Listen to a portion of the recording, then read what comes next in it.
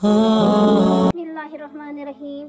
آج کی ویڈیو کے اندر ہم آپ کو جو اسلامی کہانی سنا رہے ہیں وہ ہے حضرت لوط علیہ السلام کی، جس سے آپ کو بہت زیادہ انفارمیشن ملے گی اسلامک۔ ایسی بدکار قوم جس کی مثال تاریخ میں کہیں نہیں ملتی، اس قوم نے ایسا کیا کیا تھا اور ان کا کیا انجام ہوا۔ حضرت لوط علیہ السلام ایک برگزیدہ نبی تھے۔ آپ کے والد کا نام حرام تھا، جو کہ تاریخ کے بیٹے تھے۔ آپ کی پیدائش عراق کے قدیم شہر میں ہوئی تھی۔ اس شہر میں ابراہیم علیہ السلام کا مسکن تھا۔ دراصل لوط علیہ السلام کے والد حران حضرت ابراہیم کے سگے بھائی تھے، یعنی حضرت لوط علیہ السلام حضرت ابراہیم علیہ السلام کے بھتیجے تھے۔ چونکہ حضرت لوط علیہ السلام کے والد ان کی بچپن میں ہی انتقال کر چکے تھے، لہٰذا حضرت لوط علیہ السلام کو حضرت ابراہیم علیہ السلام نے بیٹا بنا کر پالا تھا۔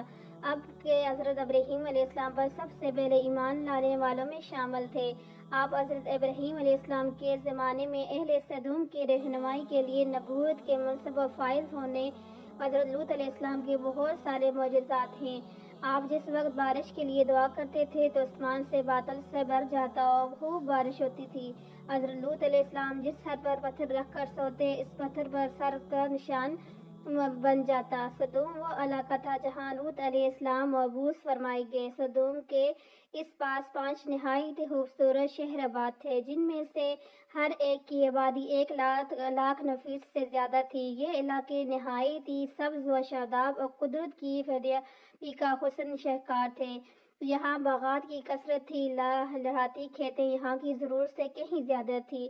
اردو شام اور اسرائیل کے درمیان بسا ہوا یہ علاقہ نہایت ہی زرخیز تھا۔ وہاں طرح طرح کے اناج، پھل، میوے بکثرت پیدا ہوتے تھے، اور یہی وجہ تھی کہ اس کے پاس بستیوں کے لوگ بھی اپنی معاشی اور غذائی ضروریات کے لیے ان بستیوں کی طرف آتے تھے۔ مگر یہ بات اہل سدوم کے لوگوں کو بالکل پسند نہ تھی۔ ان کے خیال میں ان کی بستیوں میں پیدا ہونے والے پھلوں، اناجوں اور سبزیوں پر صرف ان کا ہی حق تھا۔ وہ نہیں چاہتے تھے کہ دوسری بستیوں کے لوگ ان کے علاقے میں آ کر ایک دن سدوم کے لوگ اس بات پر غور و فکر کر رہے تھے کہ باہر سے آنے والے لوگوں کو یہاں آنے سے آخر کیسے روکا جائے، کہ ابلیس ایک بزرگ کی شکل میں ان کی محفل میں آیا اور کہا، اگر تم ان سے پیچھا چھڑانا چاہتے ہو تو میرے کہنے پہ عمل کرو۔ اس اجنبی بزرگ کی بات لوگوں نے بہت توجہ سے سنی۔ ابلیس نے کہا، میں کل آؤں گا، پھر بتاؤں گا۔ دوسرے دن ابلیس ایک خوبصورت جوان لڑکی کے بیس میں آیا اور انہیں اپنی عورتوں کے بجائے مردوں کے ساتھ بدفعلی کرنا سکھایا۔ ابلیس نے یوں کہ اگر تم ان بستیوں کے لوگوں سے یوں نجات چاہتے ہو تو تمہاری بستی میں آ جاتے ہیں تو ایسا کرو گے کہ جب بھی کوئی شخص تمہارے علاقے میں آئے تو تم لوگ زبردستی اس کے ساتھ اپنی خواہش پوری کرو۔ اس طرح یہ لوگ اس بستی میں آنا چھوڑ دیں گے۔ اپنی نفسانی خواہشات کے لیے مردوں سے بدفعلی اس قوم کے دستور بن گیا تھا۔ یہاں بے حیائی عام ہو گئی تھی۔ حکمران، سردار، روسان، ہر طبقے میں گھر گھر یہ عمل پھیل گئی تھی۔ بڑی محفل میں یہ لوگ اس بدفعلی کی کام کو کر کے خوش ہوتے تھے۔ کوئی بھی محفل اس کام کے بغیر ادھوری سمجھی جاتی تھی۔ خاص کر کے مسافروں میں سے کوئی خوبصورت لڑکا ہوتا تو یہ لوگ اسے اپنا شکار بنا لیتے۔ تلمود میں لکھا ہے کہ اہل سدوم اپنی روزمرہ کی زندگی میں سخت ظالم، دھوکے باز اور بد معاملہ تھے۔ کوئی مسافر ان کے علاقے سے باخریت نہ گزر سکتا تھا۔ کوئی غریب ان کی بستی سے روٹی کا ایک ٹکڑا بھی نہ پا سکتا تھا۔ بار بار ایسا ہوا کہ باہر کا آدمی ان کے علاقے میں پہنچ کر قافلوں سے مر جاتا، فاقیوں سے مر جاتا اور یہ ان کے کپڑے اتار کر اس کی لاش کو برہنہ دفن کر دیتے۔ اپنی وادی کو انہوں نے ایک باغ بنا رکھا تھا جس کا سلسلہ میلوں تک پھیلا ہوا تھا۔ اس باغ میں وہ انتہائی بے حیائی کے ساتھ علانیہ بدکاریاں کرتے تھے۔ حضرت لوط علیہ السلام نے انہیں توحید کی دعوت دی اور بدکاری کے اس گناہگار عمل سے توبہ کرنے کا حکم دیا۔ حضرت لوط علیہ السلام نے کہا، کیا تم بے حیائی کیوں کرتے ہو؟ کیا تم عورتوں کو چھوڑ کر لذت حاصل کرنے کے لیے مردوں کی طرف مائل ہوتے ہو؟ حقیقت یہ ہے کہ تم احمق لوگ ہو۔ حضرت لوط علیہ السلام سدوم کو دن رات وعظ و نصیحت کیا کرتے، لیکن قوم پر اس کا کوئی اثر نہ ہوا، بلکہ وہ بہت فخریہ انداز میں یہ کام کرتے تھے۔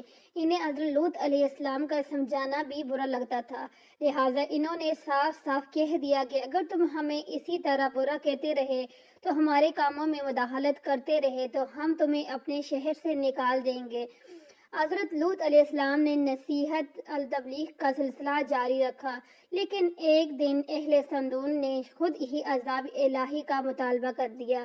اللہ تعالیٰ نے اب تک ان کے اس بدترین فعل اور بدکاری کے باوجود ڈھیل دے رکھی تھی، لیکن جب انہوں نے حضرت لوط علیہ السلام سے ایک دن کہا کہ اگر تم سچے ہو تو ہم پر عذاب الہی لے آؤ، لہٰذا ان پر عذاب الہی کا فیصلہ ہو گیا۔ اللہ نے اپنے خاص فرشتوں کو دنیا کی طرف روانہ کر دیا۔ یہ فرشتے دراصل حضرت جبرائیل علیہ السلام، حضرت میکائیل علیہ السلام اور حضرت اسرافیل علیہ السلام تھے۔ پھر یہ فرشتے حضرت لوط علیہ السلام کے گھر تشریف لے آئے۔ حضرت لوط علیہ السلام نے جب ان خوبصورت نوعمر لڑکوں کو دیکھا تو سخت گھبراہٹ اور پریشانی میں مبتلا ہو گئے۔ انہیں یہ خطرہ محسوس ہوا کہ اگر ان کے قوم کے لوگوں نے انہیں دیکھ لیا تو نہ جانے وہ لوگ ان کے ساتھ کیا سلوک کریں گے۔ حضرت لوط علیہ السلام کی بیوی کا نام وائلہ تھا۔ اس نے آپ پر ایمان نہ لایا تھا اور وہ دراصل منافقت و کافروں کے ساتھ تھے، لہٰذا اس نے جا کر اہل سدوم کو یہ خبر دے دی کہ لوط کے گھر نوجوان لڑکی مہمان ٹھہرے ہوئے ہیں۔ یہ سن کر بستی والے دوڑتے ہوئے حضرت لوط علیہ السلام کے گھر پہنچے۔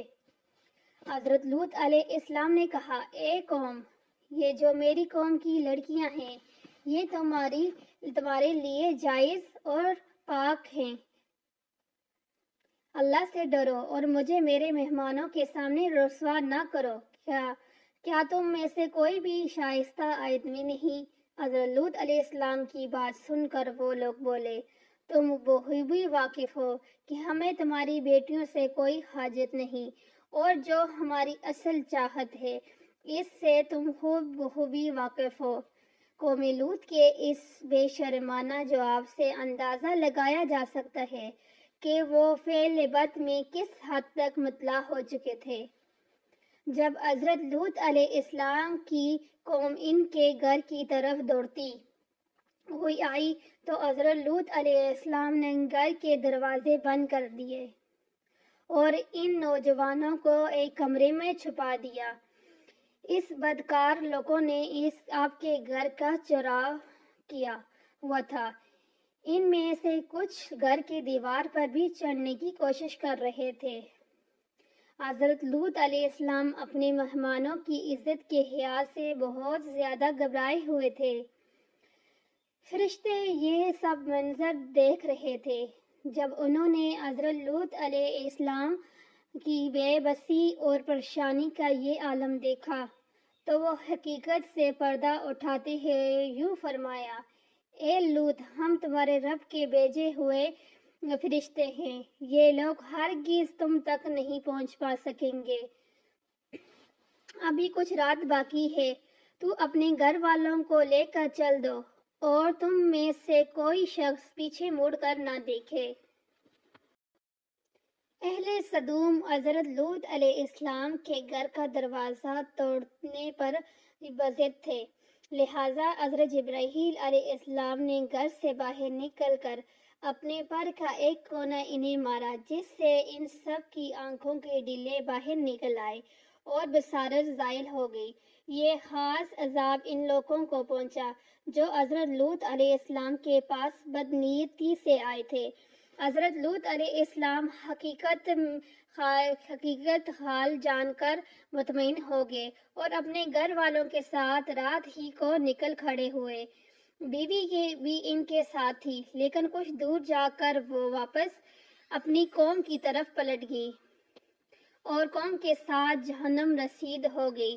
صبح کا آغاز ہوا تو اللہ کے حکم سے حضرت جبرائیل علیہ السلام نے بستی کو اپنے پر سے اکھاڑ دیا اور پھر اپنے بازوں پر رکھ کر آسمان پر چڑھ گئے، یہاں تک کہ آسمان والوں نے بستی کے کتے کے بھونکنے اور مرغیوں کے بولنے کی آوازیں سنی تو انہیں بستی کو زمین پر دے مارا، جس کے بعد ان پر پتھروں کی بارش ہوئی۔ ہر پتھر پر مرنے والوں کا نام لکھا ہوا تھا۔ جب یہ پتھر ان کو لگتے تو سر پاش ہو جاتے۔ صبح سویرے شروع ہونے والا یہ عذاب اشراق تک پوری بستی کو نست و نابود کر چکا تھا۔ قوم لوط کی ان خوبصورت بستیوں کو اللہ تعالیٰ نے ایک انتہائی بدبودار اور سیاہ جھیل میں تبدیل کر دیا، جس کے پانی سے رہتی دنیا تک کوئی فائدہ نہیں اٹھایا جا سکتا۔ سمندر کے اس خاص حصے میں کوئی جاندار، مچھلی، مینڈک وغیرہ زندہ نہیں رہ سکتے، اس لیے اسے ڈیڈ سی یعنی بحر مردار کہا جاتا ہے، جو اسرائیل اردن کے درمیان واقع ہے۔ ماہرین آثار نے 10 سالوں کی تحقیق و جستجو کے بعد اس تباہ شدہ شہر کو دریافت کیا تھا۔ تحقیقات سے پتہ چلا تھا کہ اس شہر میں زندگی بالکل ختم ہو چکی ہے۔ پیش شہر کے راستے اور کھنڈرات کو دیکھ کر آرکیولوجسٹ نے یہ اندازہ لگایا کہ جب یہ شہر دبا ہوا تو اس وقت لوگ روزمرہ کے معاملات کے کاموں میں مشغول تھے اور یہاں زندگی اچانک ختم ہو گئی تھی۔ پہلے صدوم جنہیں پتھر بنا لیا گیا تھا ابھی تک بحر مردان کے پاس موجود ہیں، جو تا قیامت لوگوں کے لیے ایک عبرت ہے۔ آج یورپی ممالک میں انسانی آزادی کے نام پر اس بدکاری کی اجازت دی جاتی ہے اور اس فاحشہ عمل کو فخر سمجھا جاتا ہے، مگر حقیقت یہ ہے کہ ہم جنس پرستی بالکل فطرت کے خلاف ہے، جس سے انسانی معاشرہ تباہ و برباد ہو جاتا ہے۔ روایتوں کے مطابق ایک مرتبہ حضرت سلیمان علیہ السلام نے شیطان سے پوچھا کہ اللہ کے نزدیک سب سے بدترین عمل کیا ہے؟ ابلیس بولا، جب مرد مرد سے بدفعلی کرے اور عورت عورت سے خواہش پوری کرے۔ حضرت ابن عباس سے روایت ہے کہ رسول صلی اللہ علیہ وآلہ وسلم نے فرمایا کہ اس شخص پر اللہ پاک کی لعنت ہو جو قوم لوط والا عمل کرے۔ اللہ ہم سب کو، ہمارے بچوں کو اور پوری امت مسلمہ کو اس فعل سے بچنے کی توفیق عطا فرمائے اور اپنے حفظ و ایمان میں ہم سب کو رکھے۔